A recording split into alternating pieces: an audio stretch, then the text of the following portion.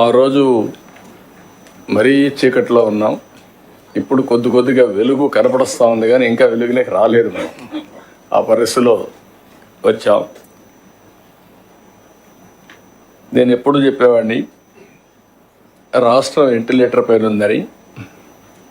అక్కడి నుంచి అనేక విధాలుగా ఆలోచించి మొదటి విజయం మీరు చూస్తే ప్రజలు ఫ్రీగా ఎక్స్ప్రెస్ చేసే పరిస్థితికి వచ్చారు. ఇప్పుడు వస్తూ ఉంటే కూడా నేను దారిలో కనపడిస్తే ప్రజలు నవ్వుతూ మాకు స్వాగతం పలికారు. అంటే నవ్వుతూ స్వాగతం పలుకుతున్నారంటే దట్ ఇండికేట్స్ ఈరోజు మేము బాగున్నాం, భవిష్యత్తు పైన నమ్మకం ఉంది, మీరు జాగ్రత్తగా పనిచేయమని మమ్మల్ని హెచ్చరిస్తున్నారు. ఈ విషయం మీరు గుర్తుపెట్టుకోవాల్సిన అవసరం ఉంది. అయితే చాలా సవాళ్ళు ఉన్నా మీరు చూసినప్పుడు మీకు కూడా కలెక్టర్స్కి ఏమైనా జీతాలు వచ్చాయి. మీరు అప్పుడు కలెక్టర్స్ లేరు కాబట్టి మీకు తెలియదు, కానీ సీనియర్ ఆఫీసర్స్కి కూడా మొదటి తారీఖు జీతాలు రాలేదు. అక్కడి నుంచి జీతాలు మొదటి తారీఖు ఇస్తున్నాం, పెన్షన్లు మొదటి తారీఖు ఇస్తున్నాం. ఎవరైతే వర్క్ చేసిన ఎక్స్ ఎంప్లాయీస్కి కూడా, రిటైర్డ్ ఎంప్లాయీస్ కూడా పెన్షన్స్ అన్నీ ఇవ్వగలిగాం. అదే సమయంలో డిపార్ట్మెంట్స్ అన్నీ కూడా, డీఫంక్ట్ అయిన డిపార్ట్మెంట్స్ అన్నీ కూడా కరెక్ట్ చేసి మళ్ళా దారిలో పెట్టే పరిస్థితికి వచ్చాం. అదే సమయంలో మీరు ఒకసారి చూస్తే రాష్ట్ర భవిష్యత్తును దెబ్బతీసే విధంగా అనేక తప్పులు జరిగాయి. నాకు కూడా ఆవేదన ఉంది, బాధ ఉంది, కసి ఉంది, కోపం ఉంది. కానీ అదే సమయంలో జాగ్రత్తగా చేయకపోతే ఇంకా డిమారలైజ్ అయ్యే పరిస్థితి వస్తుంది. కాబట్టి నేను ఎక్కడా కాంప్రమైజ్ కాను. Be clear all of you. మీలో కూడా సమర్థత పెంచుకోవాలి. తప్పు చేసిన వాడిని మాత్రం ఎట్టి పరిస్థితిలో చట్ట ప్రకారం శిక్షించాలి. తప్పులు జరగకుండా చేసే బాధ్యత ఈ అధికార యంత్రాంగం పైన ఉంది. ఆ విషయం మీరు అందరూ నోట్ చేసుకోవాల్సిందిగా మరొకసారి మిమ్మల్ని అందరినీ కోరుతున్నాం. ఎందుకంటే మన బ్రాండ్ దెబ్బతినింది. 5 ఏళ్ళు బయట పోతే అవహేళన చేసే పరిస్థితికి వచ్చారు. అదే మళ్ళీ 6 నెలల్లో ప్రపంచం మొత్తం 1 by 1 మళ్ళీ వచ్చే పరిస్థితికి వచ్చారు. అంటే దీనికి కారణం విశ్వసనీయత, నమ్మకం. ఆ నమ్మకం ఉన్నప్పుడు పెట్టుబడులు వస్తాయి, డెవలప్మెంట్ జరుగుతుంది. ఆటోమేటిక్గా చాలా వరకు మనం అనుకున్న లక్ష్యాలు నెరవేర్చే పరిస్థితికి వస్తాం. అయితే ఇక్కడ నేను ఇటీవల కాలంలో మాట్లాడుతున్న స్పీడ్ ఆఫ్ డూయింగ్ బిజినెస్ అని. స్పీడ్ ఆఫ్ డూయింగ్ బిజినెస్, గవర్నమెంట్లో స్పీడ్ ఆఫ్ డూయింగ్ బిజినెస్ లేకపోతే వ్యాపారాల్లో స్పీడ్ ఆఫ్ డూయింగ్ బిజినెస్ రాదు. మీరు కూడా వేగాన్ని పెంచాలి, స్పీడ్ పెరగాల్సిన అవసరం ఉంది. డెసిషన్ మేకింగ్ కూడా వన్స్ పాలసీ నిర్ణయించామంటే, మేము రాష్ట్రంలో అనేక రాష్ట్రాలు ఉంటే ఆ రాష్ట్రాలతో కంపేర్ చేసుకుని మన రాష్ట్రానికి పెట్టుబడులు ఏ విధంగా రావాలో పోటీ పడుతున్నాం. ఒక ఇన్వెస్ట్మెంట్ వచ్చింది, వాళ్ళు నెట్వర్క్ చేస్తున్నాం. ఈరోజు అమెరికాకు పోయి గూగుల్ ఆఫీస్లో కూర్చోవాల్సిన అవసరం లేదు మనకు. ఎందుకు వెళ్తున్నాం? వాళ్ళని అట్రాక్ట్ చేయడానికి. ఈ ఊరు కాకపోతే పెట్టుబడిదారులకి ఇంకొక ఊరు అవుతుంది. కానీ అలాంటప్పుడు మనం కూడా ప్రోయాక్టివ్గా ఉంటే వస్తారనే ఉద్దేశంతో ఇవన్నీ చేస్తున్నాం.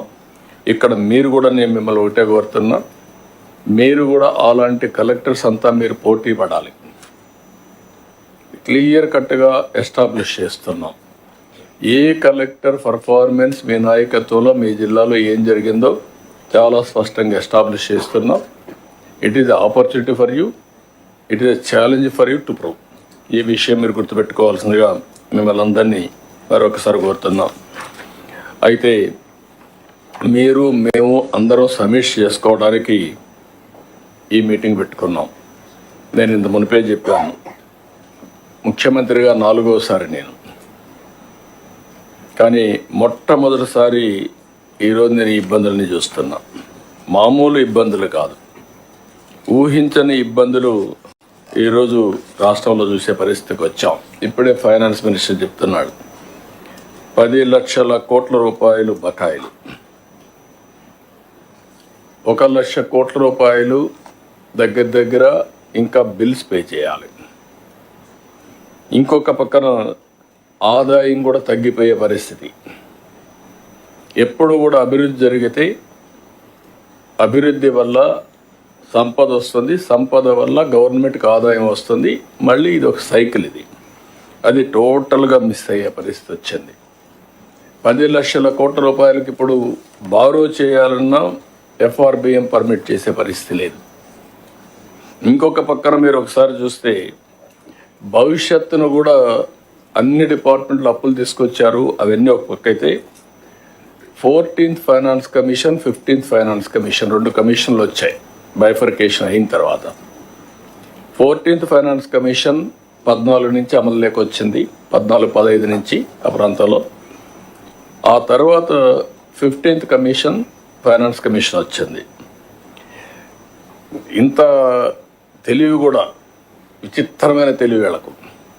మనం అందరం ఏం ఆలోచిస్తామంటే ఇయర్లు ఎంత వస్తుందో ఆలోచిస్తాం, కానీ ఇంకా 2 ఏళ్ళు 24, 25, 25, 26 ఫైనాన్స్ కమిషన్ ఉంటుంది. తర్వాత కొత్త ఫైనాన్స్ కమిషన్ రిపోర్ట్ ఇవ్వాలి, గవర్నమెంట్ యాక్సెప్ట్ చేయాలి, దాని ప్రకారం మనకు డబ్బులు ఇస్తారు. 14th ఫైనాన్స్ కమిషన్ 22,112 కోట్లు మనం తీసుకుంటే 5 ఏళ్ళు వీళ్ళు వచ్చిన తర్వాత 62,000 కోట్లు 14th, 15th డ్రా చేశారు. 15th ఫైనాన్స్ కమిషన్ 24, 25, 25, 26 కూడా డ్రా చేసేసారు. ఈ 2 ఏళ్ళకు కూడా డబ్బులు వచ్చే పరిస్థితి లేదు. అంటే ఆపర్చునిటీ కూడా ఏ విధంగా ఎక్స్ప్లాయిట్ చేశారనేది ఒక ఎగ్జాంపుల్ ఇది. అది చూసినప్పుడు నాకే షాక్ వేసింది, ఎంత తెలివిరా వీళ్ళకని చెప్పి అనిపించింది మా ఫైనాన్స్ సెక్రటరీ చెప్పినప్పుడు. అంటే ఇప్పుడు ఒక పక్క సూపర్ 6 ఇచ్చాం, ఒక పక్క గవర్నమెంట్ రన్ చేయాలి, ఒక పక్క FRBM రెస్ట్రిక్షన్స్ ఉన్నాయి. కానీ ప్రజలు ఇచ్చినటువంటి విజ్డమ్ ఏంటంటే ఒక రైట్ డెసిషన్ తీసుకున్నారు. ఆ రైట్ డెసిషన్ 21 మందిని గెలిపించడం. నేను కానీ, పవన్ కళ్యాణ్ గారు కానీ, నరేంద్ర మోడీ గారు ప్రధానమంత్రిగా మేము ప్రజలను అప్పీల్ చేసినప్పుడు ప్రజలు నమ్మి మా మీద విశ్వాసం పెట్టారు. అది ఈరోజు కేంద్రంలో వెంటిలేటర్ పైన ఉండే రాష్ట్రానికి ఆక్సిజన్గా వాళ్ళు సప్లై చేసే పరిస్థితి వచ్చారు. కొంతవరకు నిలదొక్కునే పరిస్థితికి వచ్చాం. ఇవి ఒక ఎత్తు అయితే, ఇంకొక పక్కన భూ కబ్జాలు హాంట్ చేస్తున్నాయి. 60% of complaints are land grabbing or accounts మార్చేయడం, 22A మార్చేయడం, ఇవన్నీ కూడా 60% ఇవే ఉన్నాయి. నిన్నటి వరకు మద్యం మాఫియా దానికి ఒక సవాలుగా తయారైంది. ఇప్పుడిప్పుడే ట్రాక్లో పెడుతున్నాం, ఇంకా మీరు కూడా పెట్టాల్సిన అవసరం ఉంది. ఇసుక దోపిడీ ఇది ఒక పెద్ద సవాల్. ఫ్రీగా ఇసుక ఇస్తానన్నా అది అమలు చేయాలంటే ఒక పెద్ద సవాల్గా తయారయ్యే పరిస్థితి వచ్చింది. దీన్ని కూడా సెటిల్ చేస్తున్నాం. ఎట్టి పరిస్థితులు ఉపేక్షించాం. ఇప్పుడిప్పుడు గాడిలో పడింది, కానీ ఇంకా పూర్తిగా దీన్ని నర్చర్ చేయాల్సిన అవసరం ఉంది. ఇంకో పక్క గంజాయి, నేను ఇప్పుడే చెప్పాను, మొత్తం ఎక్కడికక్కడ రాష్ట్రం మొత్తం గంజాయి కానీ, ఇంకో పక్కన డ్రగ్స్ కానీ చాలా భయంకరంగా ఉండే పరిస్థితి వస్తూ ఉంది. ఏ నేరం జరిగినా దాని వెనకాన మళ్ళా గంజాయి బ్యాచ్ ఉండే పరిస్థితికి వచ్చారు. ఇంకో పక్క ఎర్ర చందనం కూడా స్మగ్లింగ్ జరగడం, అది కూడా పెద్ద పెద్ద స్మగ్లర్స్ తయారు చేయడం. ఈరోజు ఇవన్నీ అయిపోయిన రేషన్ బియ్యం నేను ఎప్పుడూ ఇంత ఊహించలేదు. రేషన్ బియ్యం రీసైక్లింగ్, మళ్ళీ పోర్టుల్ని చేసుకొని రేషన్ బియ్యాన్ని ఎక్స్పోర్ట్ చేయడం, స్మగ్లింగ్ చేయడం, ఇదొక పెద్ద మాఫియా. అంటే ఏదైతే మేము ఆ రోజు చెప్పామో ఈ మాఫియా కూడా ఒక బలమైనటువంటి నెట్వర్క్ చేసుకొని రూట్స్లోకి వెళ్ళిపోయే పరిస్థితికి వచ్చారు. కానీ ఒకటే నేను మిమ్మల్ని కలెక్టర్స్ అందరినీ కోరుతున్నా, ఐఎమ్ వెరీ క్లియర్, ఎట్టి పరిస్థితిలో మీ జిల్లాలో ఎక్కడైనా సరే ఇలాంటి ఉంటే మాత్రం మీరు ఇంకా డెప్త్కి వెళ్ళాల్సిన అవసరం ఉంది. రూట్స్తో కూడా పెకలించాలి, కట్ చేయాలి. ఇవి రాబోయే 2-3 నెలల్లో ఈ ప్రభుత్వం ఎక్కడ ఉపేక్షించాం, ఫర్మ్గా ఉంటాం. మిమ్మల్ని కూడా అందుకే నేను కోరుతున్నా, దీన్ని ఏ విధంగా చేయాలో ఎప్పటికప్పుడు ఐడియాస్ ఇస్తాం. మీరు కూడా ముందుకు పోవాల్సిన అవసరం ఉంది. ఇంకొక పక్కన ఒకప్పుడు ల్యాండ్ గ్రాబింగ్ చూసాం, పొలాల్లో కొద్దిగా గట్లు కబ్జా చేసే చూసాం. ఇప్పుడు ఏకంగా పోర్ట్లు, సెజ్లు, ఫ్యాక్టరీలు ఇవి కూడా కబ్జా చేసే పరిస్థితి వచ్చారు బెదిరించి. అవి కూడా కరెక్ట్ చేస్తున్నాం. ఎప్పుడు కూడా ఒకసారి తప్పు జరిగితే మళ్ళా ప్రజాస్వామ్యంలో దీన్ని కరెక్ట్ చేస్తారని నమ్మకం కలగాల్సిన అవసరం ఉంది, విశ్వాసం కల్పించాల్సిన అవసరం ఉంది. డెఫినెట్గా ఇలాంటి సెటిల్మెంట్స్ ఎక్కడైతే జరిగాయో అందుకే కొత్త యాక్ట్ కూడా తీసుకొచ్చాం. ఏదైతే ల్యాండ్ గ్రాబింగ్ యాక్ట్ కూడా తీసుకొచ్చాం. చాలా ఏదైతే ల్యాండ్ కబ్జా చేస్తే ఎవరైతే కేసు పెడతామో వాళ్ళు ప్రూవ్ చేసుకోవాలి. ఒకప్పుడు అట్ట కాకుండా డిపార్ట్మెంట్ ప్రూవ్ చేసుకునే పరిస్థితి ఉంది. ఇప్పుడు యాక్ట్ కూడా పకడ్బందీగా వచ్చింది. దీనికి పర్ఫెక్ట్గా మీరు వర్కౌట్ చేయాల్సిన అవసరం ఉంది. అదే మరి మీరు ఇవన్నీ కూడా పాత వాసనలు ఇంకా హంట్ చేస్తున్నాయి. ఇంకా కూడా అక్కడక్కడ నేను కూడా ఎంత మ్యాక్సిమం ప్రయత్నం చేసినా ఒక డిసిసివ్గా ముందుకు పోయిన ఒక చీఫ్ మినిస్టర్గా అక్కడక్కడ ఇంకా నాకు కూడా తెలియకుండా కొన్ని చేసే పరిస్థితికి వస్తున్నారు. Direction is very clear. మీరు ఒకటే చెప్తున్నాను, ఒకవేళ అలాంటి వాళ్ళు ఉంటే మీరు కూడా అదే ఫర్మ్గా ఉంటే తప్ప, డిటర్మెంట్గా ఉంటే తప్ప టోటల్ సిచ్యువేషన్ కంట్రోల్ కాదు. ఇప్పటికి కూడా ఎనఫ్ టైం అయింది, 6 నెలలు అయింది. Year after words I don't want to spare any small event కూడా. అది కూడా మీరు గుర్తుపెట్టుకోవాల్సిన అవసరం ఉంది. ఇది కూడా ఒకటేసారి అన్ని చేయలేం కాబట్టి చాలా డీటెయిల్డ్గా వెళ్ళాం. 7 వైట్ పేపర్స్ని పబ్లిసైజ్ చేశాం. అక్కడి నుంచి మొత్తం కరెక్ట్ మెషర్స్ పెట్టాం.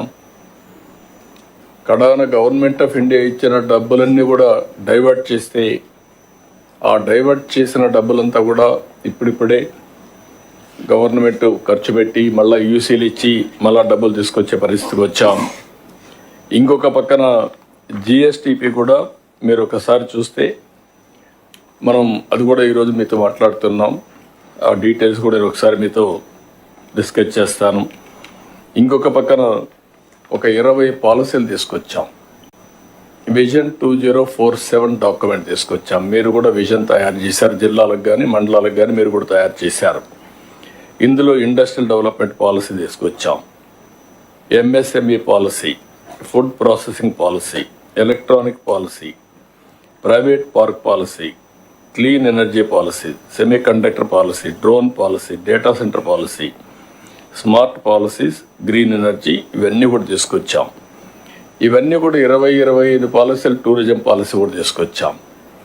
అంటే పాలసీ డాక్యుమెంట్ ఇచ్చాం, అదే మాదిరిగా విజన్ డాక్యుమెంట్ ఇచ్చాం, ప్రాసెస్ ఏం చేయాలనో బ్రాడ్గా గైడ్లైన్ ఇచ్చాం, కర్మయోగి ద్వారా ట్రైనింగ్ కూడా ఏ విధంగా చేయాలి, ఆన్లైన్ ఆఫ్లైన్ ట్రైనింగ్ కూడా తీసుకొచ్చాం. ఈ పాలసీస్ వచ్చిన తర్వాత, ఇవన్నీ చేసిన తర్వాత ఒక 4 లక్షల కోట్ల రూపాయలు పెట్టుబడి పెట్టడానికి వచ్చారు. దీనివల్ల ఒక 4 లక్షల మందికి ఉద్యోగాలు వస్తాయి. మేము ఎలక్షన్ ముందు చెప్పాం 20 లక్షల మందికి ఉద్యోగాలు ఇచ్చే బాధ్యత తీసుకుంటున్నాం. ఆ డైరెక్షన్లో మనం ముందుకు పోతున్నాం. అమరావతి సెట్ చేశాం. దగ్గర గవర్నమెంట్ ఆఫ్ ఇండియా 15,000 కోట్ల రూపాయలు ఇచ్చారు. నరేంద్ర మోడీ గారు అయితే పూర్తిగా సహకరించి 15,000 వాళ్ళు ఇచ్చారు. ఇంకొక 11,000 బయట కూడా 16,000 కోట్లు వేరే ఇన్స్టిట్యూషన్ దగ్గర డబ్బులు తీసుకునే పరిస్థితికి వచ్చాం. ఇప్పటికే ఒక 31,000 కోట్ల రూపాయలు అమరావతికి ఫైనాన్స్ మొబిలైజ్ చేశాం. అల్టిమేట్గా 50,000 కోట్లు కావాలి బిగినింగ్లో. దానికి కూడా ఏం చేయాలో వర్కౌట్ చేస్తున్నాం. ఇంకొక పక్కన పోలవరం నిర్మాణానికి 12,157 కోట్ల రూపాయలు కేంద్రం ఆమోదించింది, శాంక్షన్ చేశారు. 2027కు పూర్తి చేయడానికి ఒక టైం బౌండ్ ప్రోగ్రాం పెట్టాం. దీనికి కూడా చాలా క్లియర్గా ఎవ్రీ మంత్ ఏం చేయాలనో ఇచ్చిన తర్వాత ఎట్టి పరిస్థితుల్లో 27కు పూర్తవుతుంది. ఇంకొక పక్కన మీరందరూ కూడా చాలా సిస్టమేటిక్గా పేదల సేవలో పింఛన్లు ఇచ్చే కార్యక్రమానికి శ్రీకారం చుట్టాం. 64 లక్షల మందికి ఎలాంటి ఇబ్బంది లేకుండా ఇంటికి వెళ్ళి పింఛన్ ఇస్తున్నాం. ఇంకొక పక్కన ఎవరైనా సరే ఆ పింఛన్ ఇచ్చేటప్పుడు వాళ్ళ మనుషులు ఎవరైనా భర్త చనిపోతే భార్యకు ఆటోమేటిక్గా ఇచ్చే పరిస్థితి తీసుకొచ్చాం.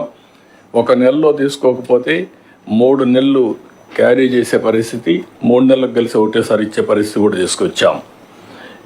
ఒక విషయంలో మీరు గుర్తుపెట్టుకోవాల్సింది, దేశంలో ఇంత పెద్ద ఎత్తున పింఛన్లు ఇచ్చే ఏకైక రాష్ట్రం ఆంధ్రప్రదేశ్ రాష్ట్రం.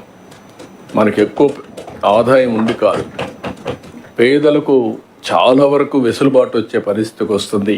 4,000, 6,000, 10,000, 15,000 రూపాయలు ఇస్తున్నాం. అంటే ఈ 4 స్లాబుల్లో 33,000 కోట్ల రూపాయలు ఎవ్రీ ఇయర్ ఈ పింఛన్ల పైన ఇస్తున్నామంటే దీనిపైన మీరు శ్రద్ధ పెట్టడమే కాకుండా ఎక్కడికక్కడ ఎడ్యుకేట్ చేయాల్సిన అవసరం ఉంది.